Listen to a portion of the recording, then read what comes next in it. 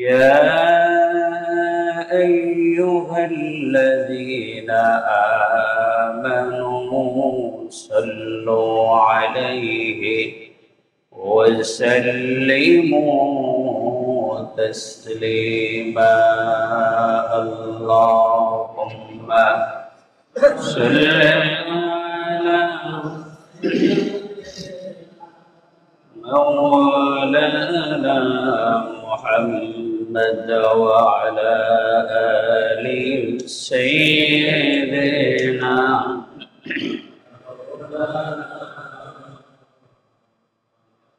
আওয়াজ করে দিল খুলে মুহাম্মাদের সাথে বলুন আল্লাহুম্মা সাল্লি আলা মাওলানা মুহাম্মদ ওয়া আলা আলি সাইয়্যিদিনা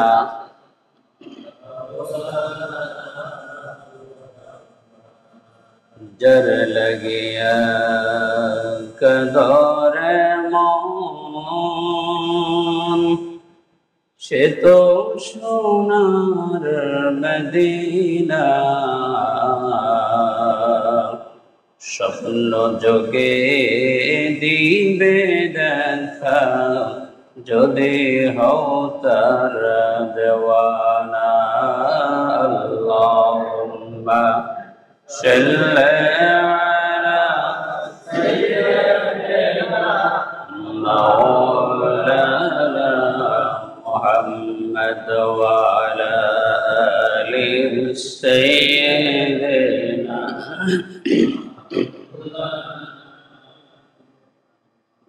দানা যদি থাকতো আমার উড়ে যাইতাম মদিনা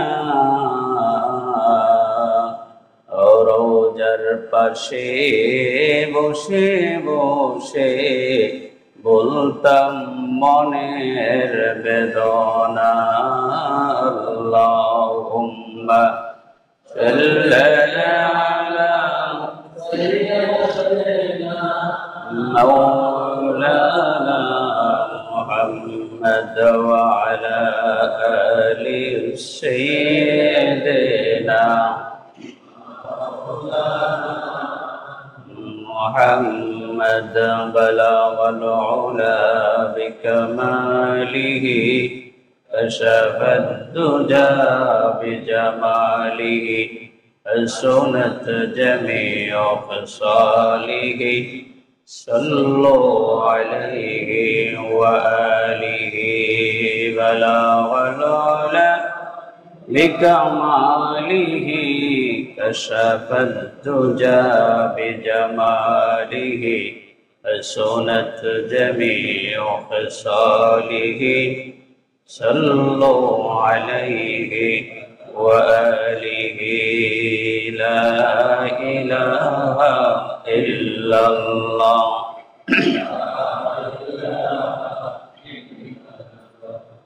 لا إله إلا الله لا إله إلا الله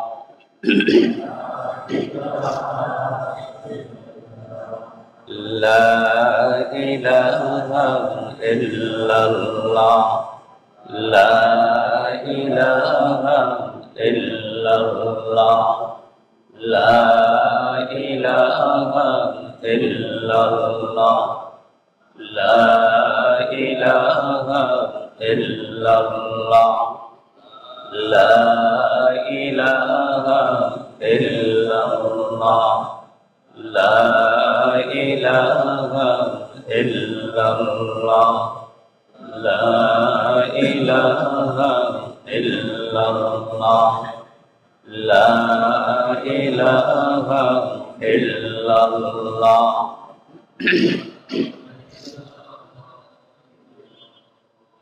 لا إله إلا الله لا إله إلا الله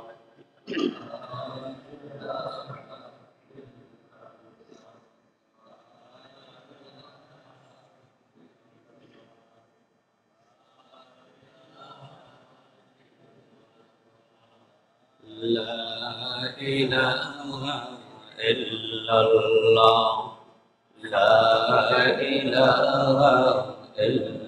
الله لا إله إلا الله لا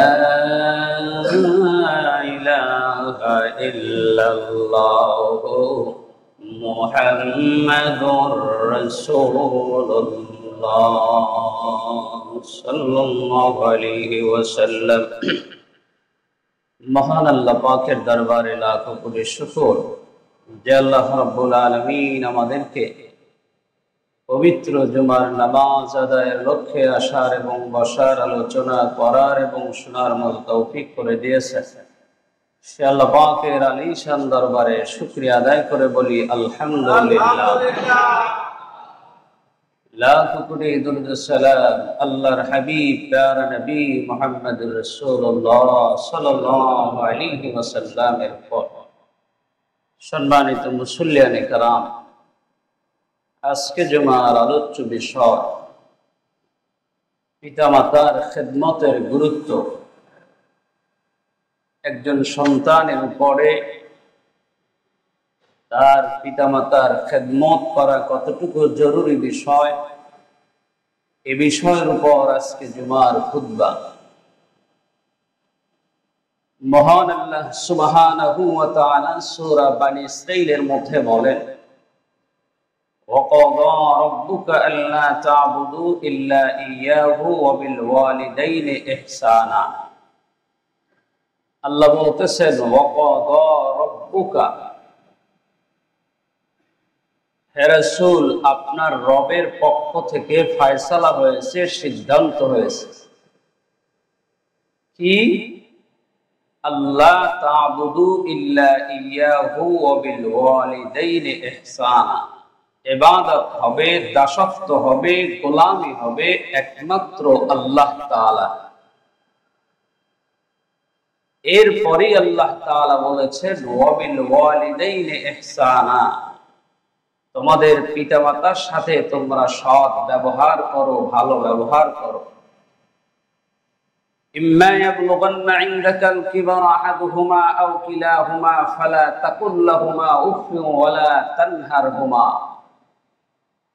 তোমাদের জীবনে তাদের যদি একজন পাও অথবা উভয়কে পাও, তাহলে ফালা তাকুল লাহুমা উফফিন, তাদের সাথে উফ শব্দটি খারাপ শব্দ তাদের সামনে তাদের সাথে ব্যবহার করবে না। ওয়ালা তানহারহুমা, তাদেরকে ধমক দিয়েও কথা বলবে না। ওয়াকুল লাহুমা কাওলান কারীমা, বরং নম্র ভাষায়, ভদ্র ভাষায়, মায়ার নজরে, সম্মানের নজরে, শ্রদ্ধার সাথে তাদের সাথে ভাষা ব্যবহার করবে। বলেন সুবহানাল্লাহ। ওয়াখফিদ লাহুমা জানাহা যুল্লি মিনার রাহমাতি, আর তোমাদের দয়ার ডানাটা তাদের জন্য বিছায়া দিও, দয়ার দৃষ্টিতে তাদেরকে দেখবে। আল্লাহ তাআলা আয়াতের শেষে বললেন অকুল রব্বিরহামহুমা কামা রব্বায়ানি সগীরা, এই দোয়াটা আল্লাহ তাআলা শিক্ষা দিলেন। এই দোয়ার মধ্যে আমরা কি বলি? যদি কোনো মানুষ এই দোয়ার অর্থ বুঝে দোয়া করতে পারে, তাহলে তার চোখ থেকে মায়ের জন্য, বাবার জন্য এমনিতেই পানি চলে আসে। আল্লাহ শিখিয়ে দিয়েছেন, বান্দা তোমার মায়ের জন্য, বাবার জন্য দোয়া করো। কিভাবে? অকুর রব্বিরহামহুমা কামা রব্বায়ানি সগীরা, আল্লাহ ছোট্টবেলায় আমি যখন কথা বলতে পারতাম না, চলতে পারতাম না, অসহায়, এই অসহায় অবস্থায় আমাকে যেমন লালন পালন করেছে, তুমি তাকে এই বৃদ্ধ সময় অথবা কবরের মধ্যে তোমার সেই রহমত দিয়া আমাকে যে এইভাবে লালন পালন করছিল, ওইভাবে তোমার রহমত দিয়ে আমার মা বাবাকে তুমি লালন পালন করো। বলেন সুবহানাল্লাহ। কত সুন্দর দোয়া।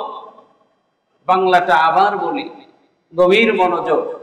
দোয়াটি যখন করব অর্থের দিক খেয়াল করবেন, নিজে যখন করবেন অর্থের দিক খেয়াল করবেন।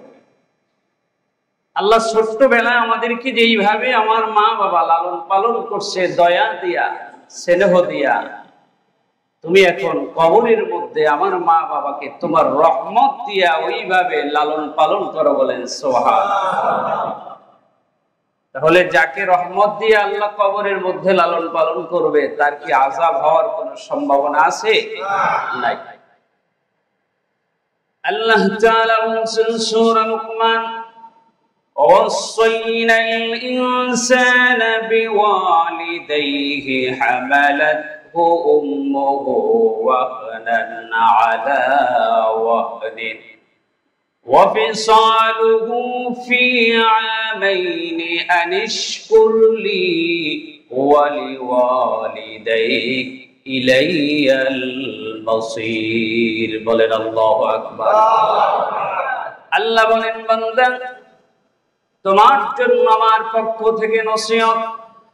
ওয়াসাইনাল ইনসানা, আল্লাহ মানুষদেরকে ওয়াজ করতেছেন, নসিহত করতেছেন কি, শোনো বান্দা, হামালাতহু উম্মুহু ওয়াহনান আলা ওয়াহনিন, তোমার যেই মাথা ছিল, তোমার মা তোমাকে পেটের মধ্যে কষ্টের উপরে কষ্ট করে তোমাকে বহন করেছে। ওয়াহনান আলা ওয়াহনিন, আরবিটা দেখবেন, আবার অর্থটা খেয়াল করবেন। আল্লাহ নিজে বলছেন, কোন মুফাসসির নয়, কোন মুহাদ্দিস নয়, কোন ব্যাখ্যাকার নয়, কোন তাফসীর নয়। আল্লাহ নিজে বলেন ওয়াহনান আলা ওয়াহনিন, তোমার মা তোমাকে কষ্টের উপরে কষ্ট করে বহন করছে। আপনি একটা বড় বোঝা নিয়ে আসলে বলেন কষ্টের উপরে কষ্ট করে এই বোঝাটা বহন করে আপনার কাছে আমি নিয়ে এসেছি, 10 মাইল পর্যন্ত এই কষ্টটা বহন করে আসছি। আল্লাহ বলেন সাধারণ কষ্ট নয়, কষ্টের উপরে কষ্ট করে তোমার মা তোমাকে বহন করেছে, এই জন্য তুমি কি করবে? আল্লাহ বলেন অফিসালুহু ফি আমাইনি, শুধু বহন করে শেষ করে দেয় নাই আল্লাহ তোমাকে, আল্লাহ বলতেছেন তোমার মা তোমাকে 2 বছর পর্যন্ত বুকের দুধ পান করিয়েছে। বলেন সুবহানাল্লাহ। এ ভাই, আপনি চিন্তা করে দেখেন, 2 বছর পর্যন্ত কোনো বাচ্চা যদি মায়ের বুক থেকে দুধ পান করে, 1 কেজি 2 কেজি নয়, শত শত কেজি পর্যন্ত দুধ ওই মায়ের সন্তানটা তার বুক থেকে নিয়ে নেয়। মায়ের শরীরের মধ্যে স্বাস্থ্যটা শুকানো, হাঁটতে পারে না, ক্লান্ত হয়ে গেছে, এমন স্বভাব সন্তান বোঝে না। সন্তানটা তার মায়ের বুকের ভিতরে যদি দুধ থাকে, তার ক্ষুধা নিবারণ করার জন্য দুধটা টেনে নেয়। সুতরাং আমার ভাই, আল্লাহ রাব্বুল আলামিন বলছেন আনিশকুরলি ওয়ালিওয়ালিদাইক, এ বান্দা আনিশকুরলি, আমার শুকরিয়া আদায় করবা, আমার কৃতজ্ঞতা আদায় করবা, নামাজ পড়বা, রোজা রাখবা, আমার হুকুম পালন করবা, আমার কৃতজ্ঞতা তুমি পালন করবা, সাথে সাথে ওয়ালিওয়ালিদাইক, আমার শুকরিয়া আদায় করার পরে তোমার পিতামাতার শুকরিয়া এবং কৃতজ্ঞতা তোমাকে আদায় করতে হবে। বলেন সুবহানাল্লাহ। ইলাইয়াল মাসির, আর যদি তুমি ব্যর্থ হও তাহলে তোমাকে কিন্তু আমার কাছে আবার প্রত্যাবর্তন করতে হবে, কোনো সন্দেহ নাই।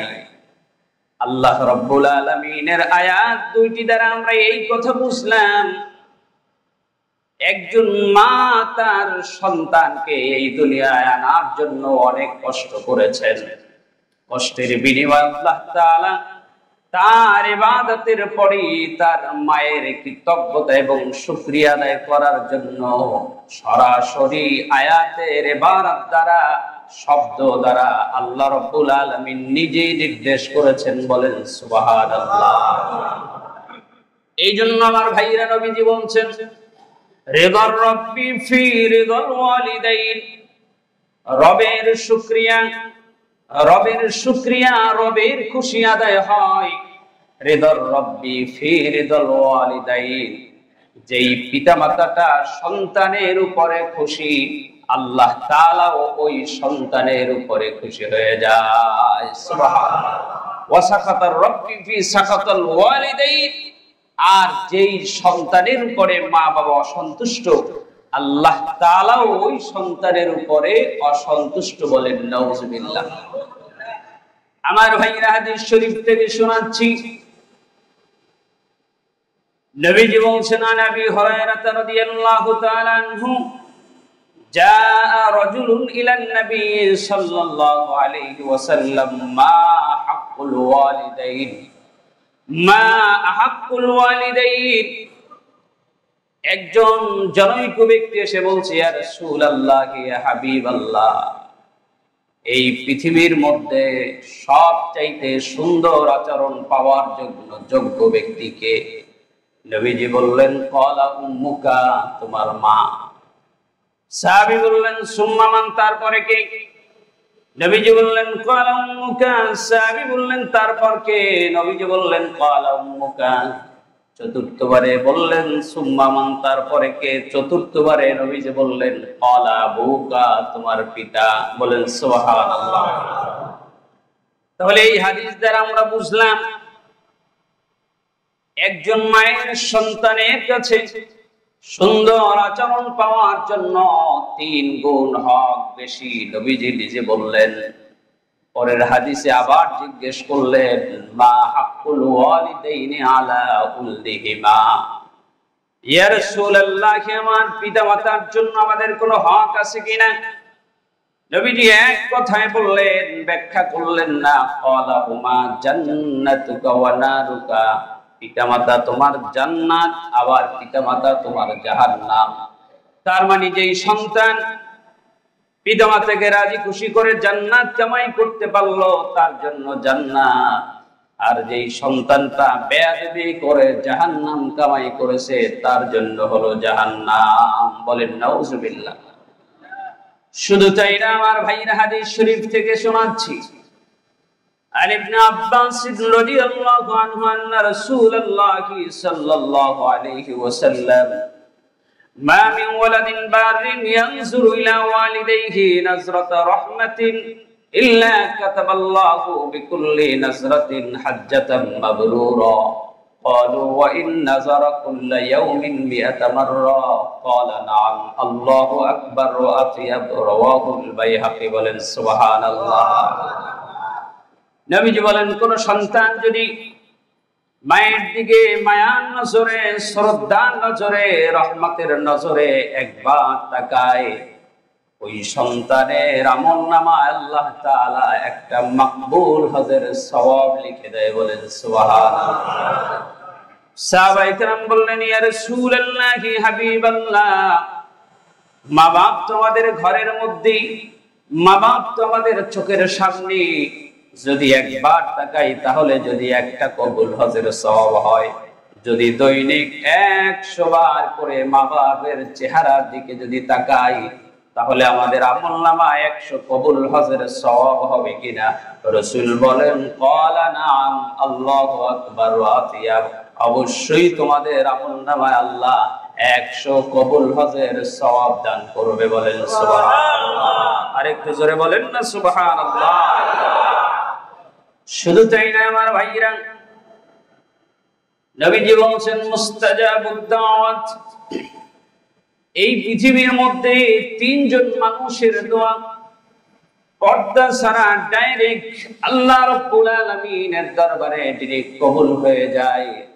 নবীজি বলেন, মুস্তাজাবুদ দাওয়াত 3 জন, একজন হলো মুসাফির, আরেকজন হলো মাজলুম, আরেকজন হলো তার পিতামাতা মা বাপ। মাজলুম ব্যক্তি যদি আল্লাহর কাছে দোয়া করে, আপনি তাকে শ্রমিক হিসাবে নিয়েছেন কিন্তু তার পারিশ্রমিক দেন নাই, এই মাজলুম ব্যক্তিটা যদি আপনার জন্য বরদোয়া করে, আল্লাহর দরবারে মুহূর্তের মধ্যে কবুল হয়ে যায়। মুসাফির বাড়ি থেকে সফর করে সফরে আসে, এই মুসাফির ব্যক্তি যদি আল্লাহর কাছে দোয়া করে, বরদোয়া করলেও কবুল হয়, দোয়া করলেও আল্লাহর দরবারে কবুল হয়ে যায়।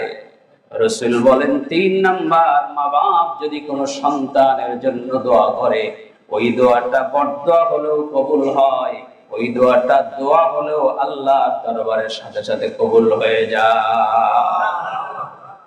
আমার ভাইয়েরা, মায়ের সাথে কেমন আচরণ করব, বাবার সাথে কেমন আচরণ করব? হাদিস থেকে শুনলাম, থিওরিক্যাল শুনলাম, প্র্যাকটিক্যাল শুনে নেই নবীজি তার মায়ের সাথে কেমন আচরণ করেছেন। নবীজি মসজিদের মধ্যে বসা, মেম্বারের মধ্যে সাহাবায়ে কেরাম সামনে ছিলেন, কথা বলতেছিলেন। এমন সময় মজলিসের মধ্যে একজন বৃদ্ধা মহিলা হাজির হলেন। বৃদ্ধা মহিলা হাজির হওয়ার সাথে সাথে নবীজি মেম্বার থেকে দাঁড়ায় গেলেন, দাঁড়ায় তার সাথে কথা বললেন, কুশল বিনিময় করলেন। এরপরে বৃদ্ধা মহিলা বসলেন, নবীজি জমিনে বসে গেলেন। কিছুক্ষণ পরে নবীজির গায়ের মধ্যে একটা চাদর ছিল, চাদরটাকে জমিনের মধ্যে বিছায়া দিলেন, আর বৃদ্ধা মহিলাকে ওই জায়গা থেকে উঠা নবীজির গায়ের চাদরের উপরে সম্মান দিয়ে তাকে বসায়া দিলেন। সাহাবায়ে কেরাম আশ্চর্য হয়ে গেলেন, জিজ্ঞেস করলেন, ইয়া রাসূলুল্লাহি হাবিবাল্লাহ, একজন বৃদ্ধা মহিলার জন্য বিশ্ব নবী মেম্বার থেকে অবতরণ করলেন, তার গায়ের চাদরটাকে জমিনের মধ্যে বিছায়া দিলেন, সেই জমিনের উপরে চাদরের উপরে আবার বৃদ্ধা মহিলাকে বসায়া দিলেন। এই মহিলার পরিচয় কি আমরা জানতে চাই। নবীজি বললেন, ও আমার সাহাবীরা, এই ব্যক্তিকে তোমরা চিনতে পারো নাই। আমি এই দুনিয়া আসার পরে আমার মায়ের দুধ আমার কিসমতে তেমন হয় নাই। আমি ছোট্টবেলা থেকে যার দুধ পান করে করে, যার কোলে কাঁধে চড়ে চড়ে আমি বড় হয়েছি, ইনি হলেন সেই দুধমা হালিমাতুস সাদিয়া। বলেন সুবহানাল্লাহ। আমার ভাইয়ের জন্য সাবধান, মায়ের সাথে যারা সুন্দর আচরণ করতে পারবেন, বাবার সাথে যারা সুন্দর আচরণ করতে পারবেন, তাদের জন্য নবীজি বলেন জান্নাত। কোন কর্মী যদি হসট খেয়ে না করতে পারেন, নবীজি বলেন তাদের জন্য জাহান্নাম। এত পাওয়ার আল্লাহ কি জন্য দিয়েছেন? এত পাওয়ার এই জন্য দিয়েছেন, আপনাকে দুনিয়ায় আসার পিছনে আপনার মায়ের যেই কষ্ট ছিল, সেই কষ্টের বর্ণনা কোরআন শরীফের মধ্যে যিনি দিয়েছেন তার পরিচয় কি? জোরে বলেন কে? আল্লাহ নিজে দিয়েছেন। এই জন্যই কষ্টের বিনিময়ে আল্লাহ আপনার মাকে বাবাকে এত পাওয়ারও দিয়েছেন। আপনার জন্য বদদোয়া করলে ধ্বংস হয়ে যেতে পারে, আপনার জন্য দোয়া করলে আবার এই জগতের মধ্যে আপনি সকলের চাইতেও প্রতিষ্ঠিত হয়ে যেতে পারেন, কোনো সন্দেহ। কতটুকু পাওয়ার আল্লাহ তাআলা দিয়েছেন। আরেকটি হাদিস শরীফ আপনাদেরকে শোনাচ্ছি, গভীর মনোযোগ। আমরা হাদিস শরীফ থেকে বিষয়টি শুনবো, হয়তো আগের অনেকে জানা ছিল, কিন্তু আজকে আমরা হাদিস শরীফ থেকে দেখবো আসলে বিষয়টি এত কঠিন কেন। নবীজির একজন সাহাবী ছিল হযরত আলকামা রাদিয়াল্লাহু তাআলা আনহু। তো নবীজির সাহাবী মৃত্যুর সময় তার জবান থেকে কালেমা বের হয় না। হযরত আলী রাদিয়াল্লাহু তাআলা আনহুর মতো একজন যোগ্য সাহাবী, তিনি কালেমার তালকিন দিচ্ছেন যে বারবার কালিমাটা পড়ো মৃত্যুর সময়, কিন্তু আলকামা রাদিয়াল্লাহু তাআলা আনহুর জবানের মধ্যে কালিমা আসতেছে না। দ্রুত পেরেশান হয়ে নবীজির কাছে চলে গেলেন, ইয়া রাসূলুল্লাহ, আপনার সাহাবীর তো এই অবস্থা। নবীজি সাথে সাথে বললেন, হাদিস শরীফ, আল্লাহু আবওয়ান, ও নবীর সাহাবীরা, আলকামার কি পিতামাতা জীবিত আছে? সাহাবীরা বলছে, ফালাহু উম্মুন কাবীরাতাস সিন্নি, ইয়া রাসূলুল্লাহ, তার মা জীবিত আছে, বাবা জীবিত নাই। তবে মা ইন্নাহু মারিদা ফাশতাদ্দা শাদীদান, একেবারে কঠিন রোগাগ্রস্ত অবস্থায়, বৃদ্ধ অবস্থায় তিনি জীবিত আছেন। নবীজি বললেন, ও আমার সাহাবীর, আলকামার মাকে আমার কাছে একটু সালাম জানাও, সংবাদ দাও, আমার কাছে আসার জন্য বলো। আর যদি সম্ভব না হয় তাহলে আমি তার সাথে একটু দেখা করব। নবীজি যখন খবরটা পাঠালেন, যত বড়ই বৃদ্ধ হোক নবীজি তার কাছে যাবে এটা তো হতেই পারে না। লাঠি বোর্ড দিয়ে কষ্ট করে করে করে করে নবীজির সামনে হাজির হলেন। গভীর মনোযোগ, নবীজি কোন জায়গায় খেয়াল করেছে দেখেন। তিনি তো অন্য চিন্তা করলেও পারতেন, কিন্তু সর্বপ্রথম তিনি জিজ্ঞেস করলেন হাল্লাহু আবওয়ান, তার কি পিতামাতা আছে? নবীজি জিজ্ঞেস করে নাই সে কি নামাজ পড়েছিল, রোজা রেখেছিল। এটি হচ্ছে মূল ফাউন্ডেশন। নবীজির সামনে হাজির করা হলো, জিজ্ঞেস করা হলো, আপনার কাছে আমি জানতে চাই এই সন্তান আপনার আলকামার প্রতি আপনার কোনো কষ্ট আছে কিনা। আলকামার মা ব্যক্ত কণ্ঠে বলছে, আলকামা আমার চাইতে তার স্ত্রীর কথাগুলি তার জীবনে প্রাধান্য দেয়, এজন্য আলকামার প্রতি আমার দিলের মধ্যে একটু কষ্ট আছে, দিলের মধ্যে অন্তরের মধ্যে আমার ব্যথা আছে। সাথে সাথে নবীজি বুঝতে পারলেন যে এই কারণেই তার জবান থেকে কালেমাটা বের হচ্ছে না। নবীজি কি করবেন? তিনি একটা কৌশল করলেন যাতে আল্লাহ তাআলা আমাকে মাপের একটা ব্যবস্থা করেন। সাহাবায়ে কেরামদেরকে বললেন, জঙ্গলে চলে যাও, জঙ্গল থেকে কিছু শুকনো কাঠ নিয়ে আসো, এই জায়গায় কাঠগুলি একত্রিত করে আগুন জ্বালায় দাও, সেই আগুনকে আলকামাকে আগুনের মধ্যে ফেলে দিয়া এই জগতের মধ্যে যেহেতু সে কালেমা নসিব না হলে জাহান্নামে জ্বলবে, আমার সাহাবী এই জগতের মধ্যে আগুনের মধ্যে পুরায়া দিব। এই কথা বলে সাহাবায়ে কেরামদেরকে বললেন যাও। সাহাবায়ে কেরাম জঙ্গল থেকে কাঠ নিয়ে আসলেন, আগুন দিয়ে কাঠটাকে জ্বালায়া দিলেন, দাউ দাউ করে আগুন জ্বলতেছে। নবীজি এটি কৌশল করলেন, তিনি আগে বুঝতে পেরেছেন। তিনি তখন তার মাকে বললেন, এই যে আগুন দেখতেছো, আগুন ধাউ ধাউ করে জ্বলতেছে, এই আগুনের ভিতরে তোমার সন্তানটাকে তোমার চোখের সামনে এখন ফেলে দিব, কারণ যে জাহান্নামের আগুনে জ্বলবে তাকে আগেই জ্বালায়া দেয়। যখন সাহাবায়ে কেরাম আলকামাকে ধরেছেন আগুনের মধ্যে ফেলে দিবে, সাথে সাথে আলকামার মা একটা চিৎকার দিয়ে চোখের পানি ছেড়ে দিয়ে বলছে, ইয়া রাসূলুল্লাহ, ইয়া হাবিবাল্লাহ, আমার সন্তানটাকে আমি মাফ করে দিলাম। বলেন সুবহানাল্লাহ। আলকামার মা বলছেন, ইয়া রাসূলুল্লাহ, হাবিবাল্লাহ, যেই সন্তানটাকে একদিন নয় 10 মাস 10 দিন পর্যন্ত গর্ভের ভিতরে ধারণ করলাম, কষ্ট করলাম, এই সন্তানটাকে দুনিয়া আনার জন্য পেটের ভিতরে এত কষ্ট করলাম, আবার এই সন্তানটাকে আপনি আগুনের ভিতর জ্বালায়া দিবেন, আমি আলকামার মা সহ্য করতে পারি না, আমি আমার সন্তানকে মাফ করে দিলাম। বলেন সুবহানাল্লাহ। আমার ভাইদের একটি কারণ হলো সন্তানের প্রতি মায়া এত বেশি, এই জন্য আগুন দেখে সাথে সাথে মা মাফ করে দিলেন। আপনার মায়ের সামনে আপনার হাতটা কেটে গেছে, রক্ত বের হয়ে গেছে, সামান্য রক্ত বের হয়েছে, এই জায়গা থেকে এই জায়গা পর্যন্ত রক্ত গড়ায় আসছে। কোন কোন মা ওই রক্তগুলি দেখে সাথে সাথে বেহুশ হয়ে যায়, রক্ত দেখে সহ্য করতে পারে না সন্তানের। কথা বলেন ঠিক কিনা? কিন্তু এই মাই আপনাকে জন্ম দেওয়ার সময় কয়েক কেজি রক্ত তার শরীর থেকে এই দুনিয়ার মধ্যে চলে গেছে। আপনাকে জন্ম দেওয়ার সময় আপনাকে এই দুনিয়া আনার পিছনে বিজ্ঞান প্রমাণ করেছে একটা সন্তানের পিছনে মা কত বেশি কষ্ট করেছেন।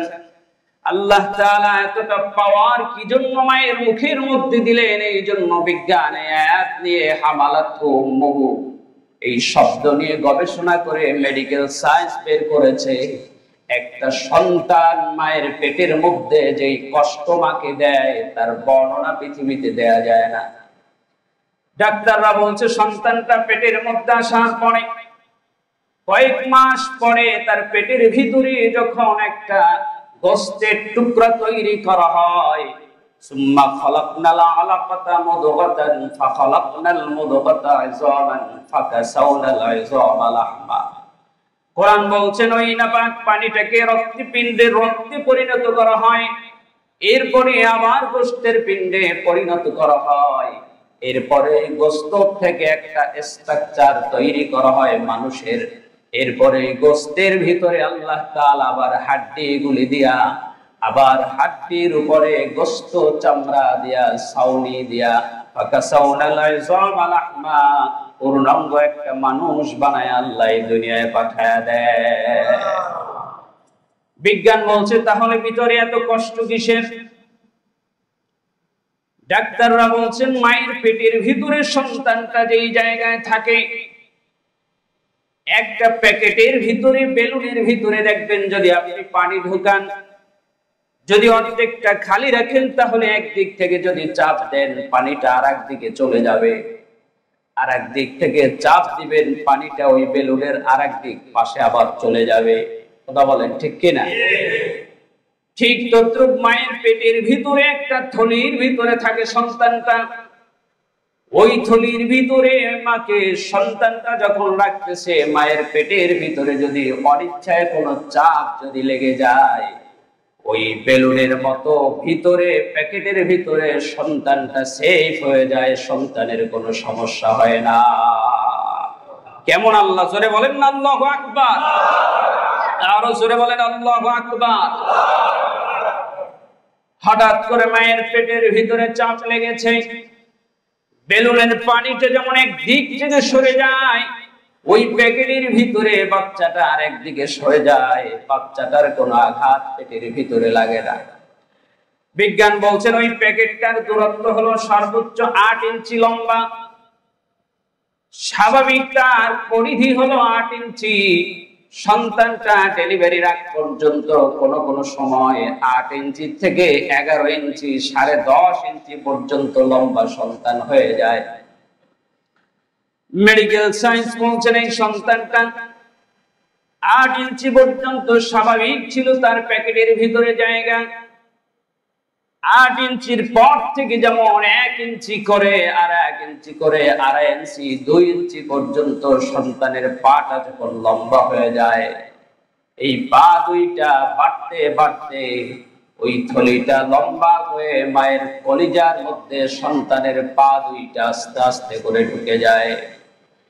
এবার সন্তানের পা দুইটা যখন মায়ের কলিজার মধ্যে ঢুকছে, সন্তানের রূহ এবার আল্লাহ তাআলা তো আগেই দিলেন, সন্তান পাটা নাড়াচাড়া করে, পাটা থেকে আঘাত শুরু করে দেয়। ওই সন্তানটা মায়ের কলিজার মধ্যে, বিজ্ঞান বলছে কলিজার গবেষণা করে অ্যানালাইসিস করে বলছে যে এই সন্তানটা সবচাইতে কম লাথি তার মায়ের কলিজার মধ্যে দেয়, ওই সন্তানটাও 4500 লাথি তার মায়ের কলিজার মধ্যে দিয়ে পর এই দুনিয়ার মধ্যে আসে। বলেন আল্লাহু আকবার। এ ভাই আপনি আমি দুনিয়ায় এসেছি, একজনের ব্যতিক্রম করি নাই। বিজ্ঞান বলছেন 3টার সময় বড় জোরে আঘাত দেয়, সর্বশেষ যে আঘাতটা দেয় তার সর্বশক্তি দিয়ে ডেলিভারির সময় আঘাতটা সবচাইতে বেশি করে দেয়। এই জন্য মা দুনিয়ায় সন্তানটা আসার আগে অনেক সময় মাটা দুনিয়ায় বেহুশ হয়ে অচেতন হয়ে পড়ে যায়। কথা বলেন ঠিক কিনা? আমার ভাইরা এমন কষ্ট করে, যখন সন্তানটা এই দুনিয়ার মধ্যে এসেছে গভীর মনোযোগ, সন্তানটা দুনিয়া আসার সাথে সাথে আল্লাহ তাআলা তার যে পিছনের কষ্ট ছিল, সন্তানের মুখের দিকে তাকানোর দ্বারা আল্লাহ তাআলা মায়ের সব কষ্টগুলি মুছে দেয়।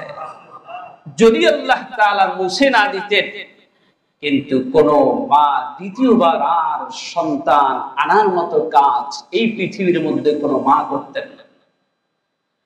একবার যেই কষ্ট মা করে, এই কষ্টটা আল্লাহ তাআলা যদি তার মনে রাখার সুযোগ দিতেন, দ্বিতীয়বার আর কোনো মা মা হওয়ার জন্য ইচ্ছাও করত না। কারণ এত বেশি কষ্ট হয় একমাত্র মাই জানেন। এজন্য আল্লাহ তাআলা ওই সন্তানের মুখের দিকে তাকায় সন্তানের মা টাকার মাধ্যমে আল্লাহ তাআলা তার ভিতর থেকে ওই কষ্টটাকে একেবারে দ্রবীভূত করে যায়, মা যেন আরেকটা সন্তানের জন্য আবার নূতন হয়ে আসছে। জোরে বলেন সুবহানাল্লাহ। আলকামার মা বলছেন, ইয়া রাসূলুল্লাহি হাবিবাল্লাহ, যেই সন্তানটাকে এত কষ্ট করে এই দুনিয়ার মধ্যে আমি এনেছি, এই সন্তানটা আগুনের ভিতর আমার চোখের সামনে আপনি জ্বালায়া দিবেন, আমি আলকামার মা সহ্য করতে পারি না, আমি আমার সন্তানটাকে মাফ করে দিলাম। নবীজি বলছেন হযরত আলীকে এইবার আলকামার কাছে গিয়ে মৃত্যুর সময় তুমি কালিমার তালকিন শুরু করে দাও। দ্বিতীয়বার যখন আলকামাকে কালিমার তালকিন দিতে শুরু করেছে, আলকামার জবান থেকে বের হয়ে গেছে লা ইলাহা ইল্লাল্লাহু মুহাম্মাদুর রাসূলুল্লাহ। আওয়াজ করে বলেন সুবহানাল্লাহ। মনে মনে ভাববেন, হুজুর অনেকে অভিযোগ দেয়, হুজুর আপনারা মায়ের রস করেন, বাবা রস করেন, কিন্তু আমার মা তো অন্য মানুষের মতো ভালো না, আমার বাবা তো অন্য মানুষের মতো ভালো না, আমার উপরে আমার বাবা জুলুম করে, আমার উপরে আমার মাও জুলুম করে। এমন অভিযোগ আমাদের কাছে দেয়। অভিযোগের জবাব আল্লাহ তাআলা দেয়, ওয়া ইন জাহাদাকা আলা আন তুশরিকা বিমা লাইসা লাকা বিহি ইলমুন ফালা তুতি'হুমা ওয়া সাহিবহুমা ফিদ দুনিয়া মা'রুফা। আল্লাহ তাআলা বলেন, সন্তান, তোমার মা তোমাকে যদি শিরিক করতে বাধ্য করে, তারপরেও তুমি ওই কাজ থেকে এড়ায় থাকবে, কিন্তু তোমার মাকে মারধর করার মতো আর অভিযোগ দেওয়ার মতো অনুমতি তোমাকে আমি আল্লাহ দেই নাই। সুবহানাল্লাহ। আমার ভাইরা, হাদিস শরীফ থেকে শোনাচ্ছি, হযরত আবু হুরায়রা রাদিয়াল্লাহু তাআলা আনহু নবীজির একজন প্রিয় সাহাবী। উলামায়ে কেরাম বুঝবেন, নবীজির হাদিস বর্ণনার ক্ষেত্রে সবচেয়ে বেশি হাদিস বর্ণনাকারী রাবীর নাম হলো আবু হুরায়রা। কথা বলেন ঠিক কিনা? যত হাদিস সাহাবীরা বর্ণনা করছে, সবচেয়ে বেশি হাদিস বর্ণনা করছেন হযরত আবু হুরায়রা রাদিয়াল্লাহু তাআলা আনহু। বলেন সুবহানাল্লাহ। এর পিছনে একটি অত্যন্ত গুরুত্বপূর্ণ একটি কারণ হচ্ছে, হযরত আবু হুরায়রার প্রতি নবীজির একটা খাস দোয়া ছিল। আবু হুরায়রা নবীজির কাছে গিয়ে বলছে, ইয়া রাসূলুল্লাহ ইন্নী ক্বাদ হাফিজতু সুম্মা নাসিতু ইয়া রাসূলুল্লাহ, ইন্নী ক্বাদ হাফিজতু হাদিসাকা সুম্মা নাসিতু ইয়া রাসূলুল্লাহ। আপনি হাদিস বলেন, কিন্তু আমি শুনি, পরে আমি ভুলে যাই, আমি মনে রাখতে পারি না। নবীজি বললেন, আবু হুরায়রা, এক বরমে আসছে, তোমার গায়ের চাদরটাকে জমিনের মধ্যে বিছায়া দাও। নবীজি চাদরের উপরে ফু দিয়ে দিলেন, চাদরটা আবু হুরায়রা গায়ের মধ্যে জড়ায় নিলেন। আর এক বরমে আসছে, মুখের ভিতরে নবীজি একটা ফু দিয়ে দিলেন। আবু হুরায়রা বলছেন, যেই দিন থেকে নবীজি ফু দিয়েছেন, ওই দিন থেকে আমি যতগুলি হাদিস শুনেছি, রাসূলের জবান থেকে একটা হাদিসও আমি ভুলে যাই নাই। জোরে বলেন সুবহানাল্লাহ। এটি রাসূলের জবানের দাম। নবীজির একজন সাহাবী ছিলেন হাসান বিন সাবিত। নবীজি মেম্বারে বসা থাকতেন, দাঁড় করায় দিতেন, আল্লাহর প্রশংসা, হামদে বারি তাআলা, সানা সিফাত আল্লাহ তাআলার বর্ণনা করতেন। এই হাসান বিন সাবিতকে রাসূল এত বেশি ভালোবাসতেন, আল্লাহর প্রশংসা তার মুখ থেকে, জবান থেকে বের হয়। একদিন ডেকে বলছে, হাসান বিন সাবিত, আমার কাছে আসো, তোমার জবানটা একটু হা করো। নবীজি তার জবানের মধ্যে একটা ফু দিয়ে দিলেন। হাদিস শরীফ সাক্ষী, হাসান বিন সাবিত 110 বছর এই দুনিয়ায় জীবিত ছিল। তার মুখের ভিতরের দাঁত যেইভাবে ছিল সেইভাবেই ছিল, মৃত্যুর আগ পর্যন্ত একটা দাঁত নড়েও নাই, পড়েও নাই। তার দাড়িগুলি যেইভাবে ছিল কাঁচা, সেইভাবেই ছিল। তার গোটা শরীরের চামড়াগুলি গসে যায় নাই, যেইভাবে ছিল টকটকা যুবক। 110 বছর পরে তিনি ইন্তেকাল করেছেন। এটা আমার রাসূলের জবানের দাম। জোরে বলেন সুবহানাল্লাহ। নবীজি ফু দিয়ে দিলেন। আবু হুরায়রা বলছেন, যেই দিন থেকে আমার রাসূল আমার জন্য খাস দোয়া করেছেন, ওই দিন থেকে রাসূলের জবান থেকে আমি যেই হাদিসগুলি শুনেছি একটা হাদিসও আমি ভুলে যাই নাই। নবীজির এমন একজন সাহাবী নবীজির দরবারে গিয়ে কাঁদতেছেন চোখের পানি ছেড়ে। নবীজি বলছেন, আবু হুরায়রা কেন তুমি কাঁদতেছো, কি জন্য কাঁদতেছো? আবু হুরায়রা বলছে, ইয়া রাসূলুল্লাহ, আমার মা মুশরিকা এখন ইসলাম গ্রহণ করে নাই। আমি আপনার দরবারে আসি, আমার মা সহ্য করতে পারে না, আমার মায়ের গায়ের মধ্যে জ্বালা পড়া যায়। আপনার দরবারে আসি এই জন্য বাড়িতে গেলেই আমার মা আমাকে কঠিন ভাবে মারধর করে। নবীজি বললেন, এরা আবু হুরায়রা, তুমি কি আমার কাছে তোমার মায়ের জন্য নালিশ করতে এসেছো? তোমার মা তোমাকে মারধর করেছে এই জন্য তুমি কি আমার কাছে বিচার দেওয়ার জন্য এসেছো? এরা আবু হুরায়রা, শোনো, তোমার মা তোমাকে মেরেছে, এই জায়গায় আমি বিশ্ব নবী মুহাম্মদুর রাসূলুল্লাহর কথা বলার কোনো হাত নাই। সুবহানাল্লাহ, আর জোরে সুবহানাল্লাহ। নবীজি বলছেন, মা তোমাকে মেরেছে, এই জায়গায় আমি বিশ্ব নবীর কোনো কথা বলার হাত নাই।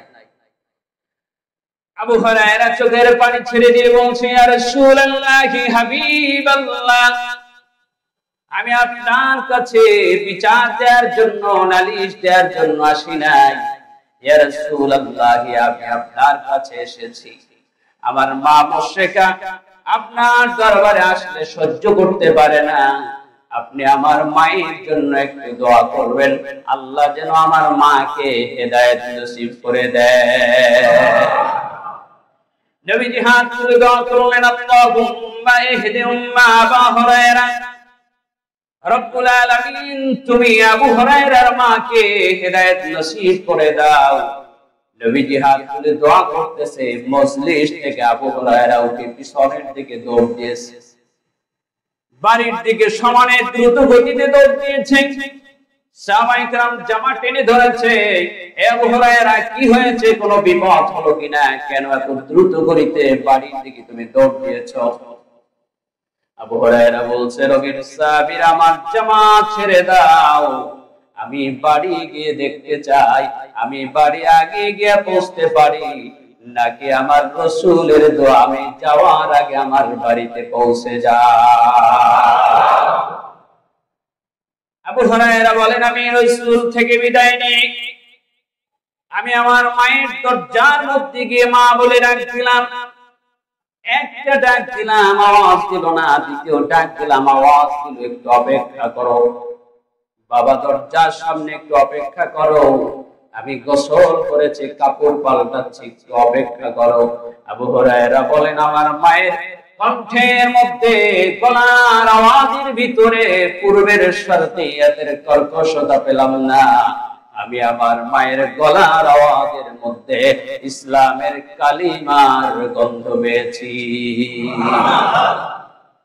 আবু হুরায়রা অপেক্ষা করতেছেন। আবু হুরায়রার মা গোসল করলেন, কাপড় পরিধান করে দরজাটা খুলে আবু হুরায়রাকে জড়ায়া ধরে বলছে, বাবা, আমি আমার ভুল বুঝতে পেরেছি, তুমি তো কোনো খারাপ দরবারে যাও নাই, তুমি তো বিশ্ব নবী, আখিরি জামানার পয়গম্বর, গোটা পৃথিবীর শ্রেষ্ঠ মানুষের কাছে গিয়েছো, এটি আমি ভুল করেছি, তুমি সেই দরবারে যাবা এবং আমাকেও রাসূলের দরবারে নিয়ে যাও, রাসূলের কাছে গিয়ে কালিমা পড়ে আমি তোমার মা মুসলমান হয়ে যাব। বলেন লা ইলাহা ইল্লাল্লাহু মুহাম্মাদুর রাসূলুল্লাহ। আমার ভাইয়ের জন্য কোনো অভিযোগ দেওয়ার সুযোগ নাই।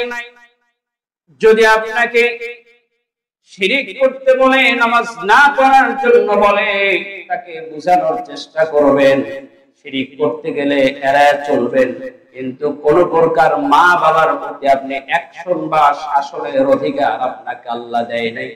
আপনি যদি সম্মানের সাথে তাকে বুঝাতে পারেন, বুঝাবেন, কিন্তু আপনার মত অনুযায়ী হয় নাই, আপনার খেয়াল অনুযায়ী হয় নাই। এই যুগের মধ্যে এমন সন্তান দেখা যায়, মায়ের উপরে হাত তুলে, বাবার উপরে হাত তুলে মারধর করে, আছে না নাই? এমন কুলাঙ্গারের ধ্বংস অনিবার্য। আবু বকর রাদিয়াল্লাহু তাআলা আনহু বলছেন, কুল্লু যুনুবি ইয়াগফিরুল্লাহু মিনহা মিন শাআ। আল্লাহ তাআলা সব গুনাহ ইচ্ছা করলে maaf করে দিবেন, কিন্তু ইল্লা হুকুকুল ওয়ালিদাইন, পিতামাতার সাথে নাফরমানি করলে আল্লাহ তাআলা এটা maaf করে।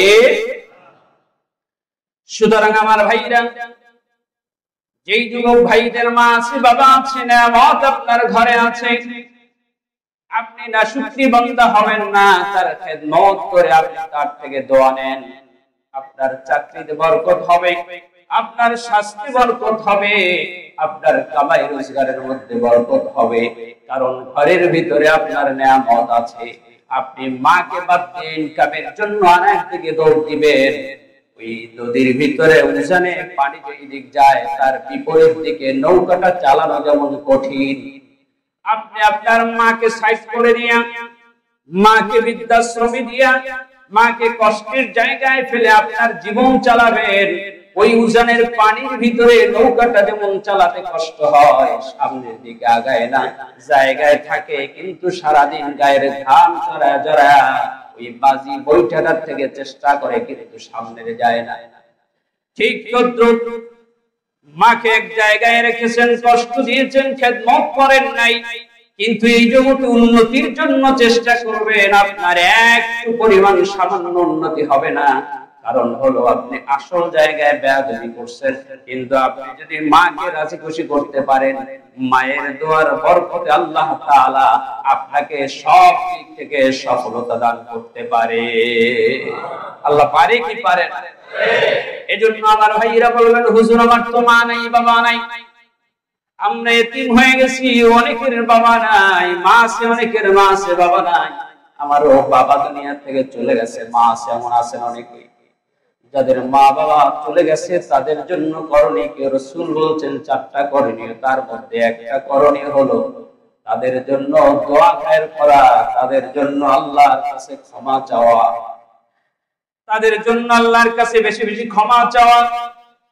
আল্লাহ, আমার মা দুনিয়া থেকে চলে গেছে, বাবা চলে গেছে, জীবনে যদি কোনো গুনাহ করে থাকে, সন্তান হয়ে আপনার দরবারে হাত তুলে চোখের পানি ছেড়ে দোয়া করলাম, আপনি আমার মা বাবাকে কবরের মধ্যে একটা শান্তির জায়গা বানায় দেন, বলে আমিন। এজন্য যাদের মা বাবা কবরে চলে গেছে, সুযোগ থাকলে কবরের কাছে গিয়ে জিয়ারত করবেন, দোয়া করবেন। সুযোগ না থাকলে মসজিদে বসে নামাজের পরে তাদের জন্য দোয়া করবেন, কারণ এই মা বাবা হারিয়ে ফেলেছি, মায়ের জন্য, বাবার জন্য দোয়ার জন্য রাসূল স্বয়ং নিজে বলেছেন এই আমলটি আমরা করব যাদের মা নাই, বাবা নাই। আর যাদের আছে তারা সদ্ব্যবহার করব, যাদের মা বাবা দুনিয়া থেকে চলে গেছে তাদের জন্য আমরা দোয়া করব। এই দুইটি শিক্ষা আজকে জুমাত থেকে আমরা গ্রহণ করব। আল্লাহ যেন তৌফিক দান করে, সকলে বলি আমিন।